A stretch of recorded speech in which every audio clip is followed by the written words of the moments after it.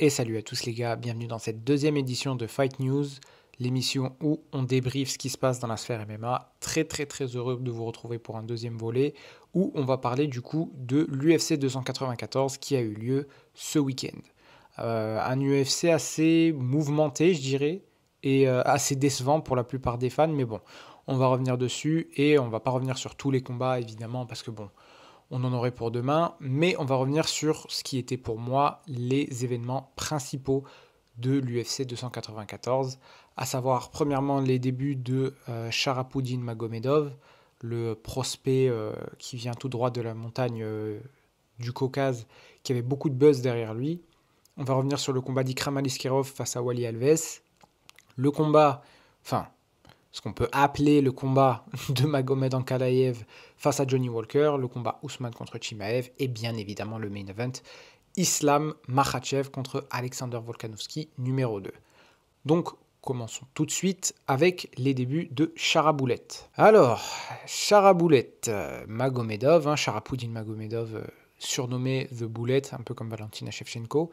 Enfin, je crois que c'est The Bullet ou le pirate, je sais pas c'est quoi son nom exactement, qui a fait du coup ses débuts à l'UFC face à Bruno Silva. Bruno Silva, il faut savoir que c'est un client dans la division middleweight. Il avait affronté Alex Pereira pour ses débuts, il me semble, pour le deuxième combat d'Alex Pereira. Et même Pereira, qui a la puissance d'un putain de camion dans son crochet du gauche, n'avait pas réussi à le mettre KO. Donc du coup, c'est vraiment un client. Le gars est dur au mal. Et c'est compliqué d'avoir Bruno Silva comme premier combat à l'UFC. Bon, je pense que les matchmakers de l'UFC avaient fait ça pour tester un peu Charaboulet, pour voir s'il méritait sa hype et pour voir ce qu'il pouvait vraiment en faire. Parce que en termes de look, déjà, le gars en impose. Et puis, c'est un striker, on va pas dire phénoménal, mais bon, un peu flashy, qui fait des trucs, des retournées, des types, tout ça, qui a un style qui est assez fan-friendly. Et donc, du coup, à mon avis, l'UFC voulait voir. Ils se sont dit, bon, on lui met Bruno Silva. Bruno Silva, il est dur au mal. Ça va lui permettre de nous montrer un peu ce qu'il peut faire. Et en plus de ça, s'il met KO Bruno Silva, c'est tant mieux pour nous parce que on peut dire, regardez, Bruno Silva, il est hyper dur au mal. Même Alex Pereira l'avait pas mis KO. Et donc, du coup, regardez, Charaboulet, il le met KO. Donc, Charaboulet, c'est le real deal, vrai. Oh mon Dieu, donnez-lui un title shot tout de suite. Mais bon, le combat, à mon avis, ne s'est pas déroulé comme ce que avaient imaginé les matchmakers. C'est vrai que moi, j'ai trouvé la performance de Sharapudin Magomedov mitigée. Il a fait un bon premier round où il a bien accéléré, j'ai trouvé, Bruno Silva avec son travail de kick. Il a des très bons front kicks, il a des très bons retournés, il a des très bons low kicks, middle, tout ça. J'ai trouvé que du côté de la boxe anglaise, il pêchait un peu. Il n'a pas la meilleure anglaise du monde, il n'a pas la meilleure anglaise de la division, ça c'est sûr. Mais ses kicks étaient très bien. Par contre, c'est vrai que Bruno Silva, dès son premier combat à l'UFC, a exposé un gros problème de Sharapudin Magomedov, c'est sa défense de takedown. Vraiment, il n'en a aucune, en fait. À chaque fois que Bruno Silva voulait l'amener au sol, il l'amenait au sol. Et ça, c'est un réel problème, en fait. Parce que bon, je veux bien vous accorder le fait que Charaboulet a fait plus de dégâts quand il était en dessous de Bruno Silva que Bruno Silva n'en a fait vu qu'il était au-dessus.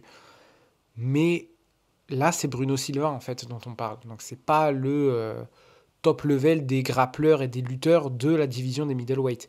Et il faut se rappeler qu'en middleweight, il y a des mecs comme Joe Pyfer, il y a des mecs comme surtout Bo Nicol, des mecs comme Khamzat Chimaev, qui, eux, sont un bordel en lutte et sont un bordel pour la division, pour reprendre les mots du King, n'est-ce pas, en termes de grappling et de lutte. Donc, du coup, au moment où Charaboulet va se retrouver face à ces mecs-là, s'il ne travaille pas de manière hyper sérieuse sa lutte et sa défense de takedown, il va avoir zéro opportunité de s'exprimer parce que ces mecs-là, surtout un mec comme Bonical qui est à peu près au même niveau que lui en termes de ranking et en termes de fraîcheur dans la division, forcément, il y a très fortement moyen, à moins que l'UFC veuille protéger Bonical et Charaboulet, que les deux se rencontrent très vite. Même un Joe Pyfer, d'ailleurs.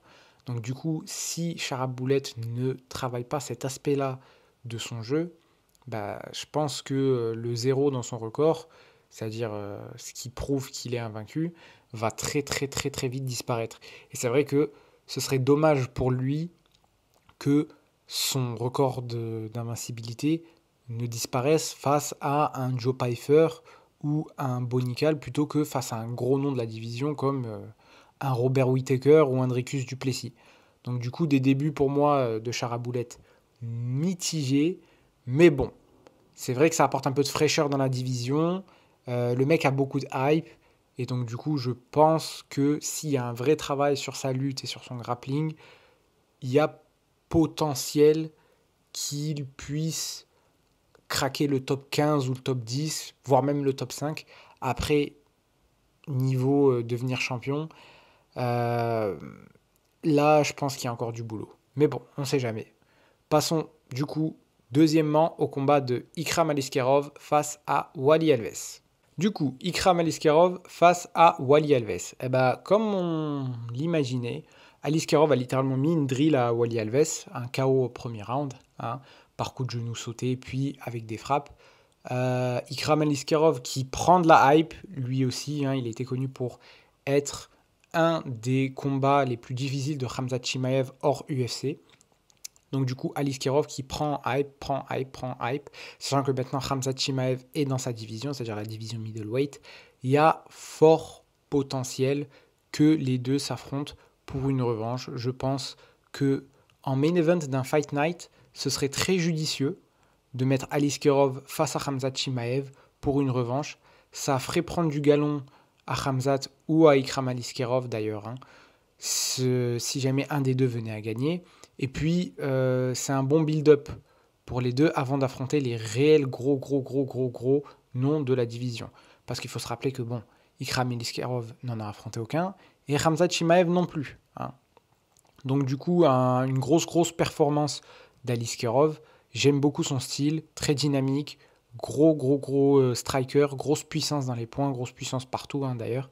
Mais je tiens à rappeler que il était censé affronter Nassourdine Imavov de base. Et Nassourdine n'a pas pu l'affronter parce qu'il a du pull-out, problème de visa, on sait bien. Donc on peut se poser la question de est-ce que Ikram Aliskerov aurait mis la même drill à Nassourdine Imavov?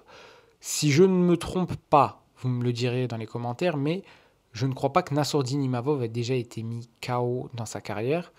Il s'est fait rouler dessus par Sean Strickland, mais il n'a pas été mis knockdown, il a été amené au sol, mais ce n'était pas un knockdown. Donc du coup, on peut se demander, est-ce que Aliskerov aurait mis la même drill à Nassourdine Imavov? Personnellement, je pense que oui.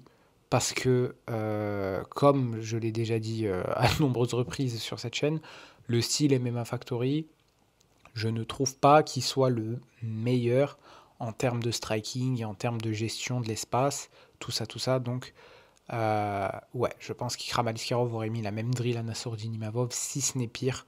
Donc, quelque part, tant mieux que Nassourdine ait pull-out. En même temps, je ne peux pas m'empêcher de me demander, du coup, quand est-ce que Nassourdine va affronter un top 15 ou un top 10 sérieux en middleweight, parce que je vous rappelle que le combat contre Sean Strickland s'était fait à 92 kg, pas en middleweight, et qu'après il a affronté Chris Curtis, que ça s'est terminé de manière un peu bizarre, hein, parce que Chris Curtis, voilà, je crois que c'était une coupure ou un truc dans le genre. Donc du coup, ouais, ça me permet de parler un peu d'Imavov, qui est un peu dans les limbes dans tout ce qui est de sa carrière. En plus de ça, toutes les histoires avec Lopez et qui tournent autour du MMA Factory, ça ne doit pas aider, donc du coup voilà. Mais bon, revenons sur Aliskerov, grosse performance. Maintenant, j'aimerais le voir affronter un réel top 10 ou un réel top 15 pour nous prouver qu'il est capable de faire ça face aux meilleurs, et donc du coup de le faire monter progressivement pour, encore une fois, pourquoi pas, une revanche face à Khamzat Chimaev en main event d'un Fight Night. Passons maintenant au combat de Magomed Ankalaev face à Johnny Walker. Alors, Ankalaev face à Walker. Ben, du coup, on a été volé, hein. On n'a pas pu avoir le combat qu'on voulait avoir. On a été volé par le docteur de la honte, hein, vraiment, qui a fait n'importe quoi pendant tout cet événement. Il avait essayé de faire croire pendant les prélims à un combattant qu'il n'avait pas vraiment pris un coup dans les testicules et qu'il était en train de faker pour avoir du temps en plus. Sauf que bon, il a clairement pris un coup dans les testicules. Tu ne fakes pas à ce niveau-là. Et puis juste après, derrière, il demande à Johnny Walker où est-ce que tu es? parce que bon, quand il y a un coup de genou illégal, les arbitres sont obligés de faire venir le docteur pour vérifier qu'il n'y ait pas de risque de commotion cérébrale. Ça avait été fait ou pas, il me semble, pour Aljamain Sterling contre Petr Yan. Là, c'était clairement intentionnel, hein. Mais bon. Du coup, le docteur demande à Johnny Walker, est-ce que tu sais où tu es? Apparemment, Johnny Walker n'arrive pas à lui répondre clairement et donc du coup, ils font le choix d'arrêter le combat. Le problème avec ça, c'est quoi? C'est que Johnny Walker ne parle pas super bien anglais en fait. C'est pas sa première langue. Johnny Walker, il est brésilien et donc du coup, sa première langue, c'est le portugais. Il parle bien anglais, mais il le parle pas extrêmement bien. Avec toute une foule de gens derrière qui crient. En plus de ça, tu es dans un combat, donc du coup, les émotions, elles sont vraiment palpables, elles sont à leur summum. Toi, tout ce que tu as envie de faire, c'est du coup d'aller combattre. Tu as un mec en face de toi qui te dit est-ce que tu sais où t'es, est-ce que tu sais où t'es, et tu parles pas bien anglais, forcément, ça va être dur de répondre de manière archi claire. Donc, je ne comprends pas pourquoi ils n'ont pas fait venir un de ses coachs ou un interprète pour lui répéter la question en portugais, pour qu'il comprenne, pour qu'il puisse donner confirmation. Oui, je sais où je suis et que le combat continue. Là, clairement, il y a un réel problème en termes de gestion. Deuxièmement, le coup de genou de Magomed Ankalaev, il n'était pas non intentionnel. Il était intentionnel, mais à 100% en fait. Ça se voit. Alors, est-ce qu'il a pensé que Johnny Walker n'avait pas le genou qui touchait le sol, donc du coup il n'était pas down et donc du coup il pouvait lui mettre le coup de genou? Ça, je ne sais pas. Mais le coup de genou, l'intention y est en fait. Donc, selon moi, je trouve qu'ils auraient dû donner la victoire par disqualification à Johnny Walker et pourquoi pas faire une revanche pour l'UFC en Chine qui arrive bientôt, parce qu'il n'y a vraiment rien sur cette carte entre Ankalaev et Johnny Walker. Sachant que les deux n'ont pas pris beaucoup de dégâts pendant le combat, et que, ouais, ça fait sens, il n'y a rien sur cette carte de Chine. Mettons, même tout de suite, hein, même avec la situation qu'on a tout de suite, mettons une revanche entre Walker et Ankalaev sur cette carte de Chine pour savoir où est-ce qu'on va dans cette division des 92 kilos et pour faire bouger un petit peu les choses. Troisièmement, sur ce combat, pour finir, je pense qu'avec le peu qu'on a vu durant ce combat, Ankalaev était en train de gagner. Il était en train d'installer son jeu petit à petit, le travail au corps était bien. Bon, même si Johnny Walker a fait semblant d'avoir mal sur le body shot, le travail au corps était bien, la pression était bonne. Les amener au sol allaient venir, on l'a vu. Et Johnny Walker était plus sur le reculoir que Magomed Ankalaev. Donc pour moi, Magomed Ankalaev était sur la bonne direction pour gagner ce combat s'il avait continué là-dessus. Mais bon, on a été volé par le docteur de la honte. Honte à ce docteur, vraiment. Et bon, voyons voir si l'UFC fait une revanche entre Ankalaev et Walker, peut-être en main event de la carte de Chine ou sur un autre événement. Mais bon, c'est vrai que là, on n'a pas eu le droit à grand-chose. Passons maintenant au combat de Kamaru Usman contre Khamzat Chimaev. Alors, Usman contre Chimaev, une situation plutôt bizarre, hein, parce que bon, Chimaev était censé affronter Paulo Costa, je le rappelle, ce qui devait être son entrée dans la division des middleweight, un combat qui avait beaucoup de hype derrière, parce que il y avait des histoires entre Costa et Chimaev, et Costa est un réel 84 kg qui combat dans cette division, qui a combattu dans cette division, qui a même challengé pour le titre dans cette division, et qui est ranké surtout. Donc du coup, c'était une très bonne introduction pour Khamzat. Malheureusement, Paulo Costa s'est blessé, et donc du coup, en remplacement, on a eu le droit à Kamaru Usman, qui fait également, il me semble, ses débuts au sein de cette division. Au vu du combat, et au vu de la performance de Khamzat Chimaev, je ne pense pas que ce dernier devrait en avoir un title shot automatique après cette performance. Je m'explique. Est-ce que la performance était dégueulasse? Non. Mais Usman n'est pas un 84 kg et le fait qu'il n'ait pas réussi à réellement le sortir de là, alors c'est pas du tout une critique envers Kamaru Usman parce que c'est un excellent combattant, mais c'est pas un réel 84 kg. Je pense même pas que Usman ait cuté pour arriver à 84 kg pour ce combat, vraiment. Donc du coup, une victoire, surtout de cette manière face à Usman, ça prouve pas grand-chose pour avoir le droit à un title shot automatique. Surtout qu'il ne faut pas oublier que dans cette division, il y a quand même Dricus du Plessis qui a battu Robert Whittaker, qui a fini Robert Whittaker et qui avait été poussé pour avoir un title shot, à qui on avait promis un title shot. Et aujourd'hui, l'UFC fait la sourde oreille et se met des œillères et fait comme si Dricus du Plessis n'existait pas. Le fait que Khamzat Chimaev double Dricus du Plessis après avoir battu Kamaru Usman, qui est certes numéro 1 dans sa division, mais qui est de la division d'en dessous, moi je trouve que ça fait très peu de sens. Je pense, comme Conor McGregor l'avait dit sur Twitter, que l'UFC devrait rebooker Chimaev contre Costa. Et du coup, après une victoire de Khamzat Chimaev, s'il venait à gagner, là je pense que ce serait un peu plus légitime de lui accorder un title shot. Parce que là, je suis désolé, mais ça commence à se voir gros comme une maison que l'UFC essaye réellement de pousser Khamzat Chimaev pour en faire un champion. Sauf que ça marche pas comme ça. Ils avaient essayé de faire la même chose à un moment avec Sean O'Malley, et Sean O'Malley avait perdu face à Chito Vera. Donc du coup, ils sont revenus sur leurs pas et ils ont donné des combats à Sean O'Malley que Sean O'Malley méritait. Et c'est qu'après avoir battu Petr Yan, enfin battu entre guillemets, hein, même si moi je ne pense pas qu'il l'ait réellement battu, mais ce n'est qu'après avoir battu Petr Yan, qui était quand même numéro 1 de sa division, et Sean O'Malley a quand même eu la victoire face à Petr Yan, hein, sur le papier, que l'UFC a donné le title shot à Sean O'Malley. Donc je pense qu'il devrait adopter la même façon de penser avec Khamzat Chimaev. Pourquoi pas donner un combat, j'ai mis l'idée comme ça, Khamzat Chimaev contre Israël Adesanya pour le retour d'Adesanya. Et là, on verra bien. Ou encore un Khamzat Chimaev contre Robert Whittaker ou Khamzat Chimaev contre Dricus du Plessis, quelque chose comme ça, quelqu'un de vraiment ranké, très haut. Et si Chimaev venait à battre cette personne, là, donner un title shot. Pour parler de la performance d'Ousmane, je pense que Kamaru Usman est quand même sur la fin de sa carrière. Il a 36 ans. Pas que ce soit extrêmement vieux pour faire ce sport, hein, on l'a vu. Hein, il y a Glover Teixeira qui avait gagné une ceinture à 40 ans, il me semble. Mais en fait, Kamaru Usman, ses genoux sont détruits, vraiment.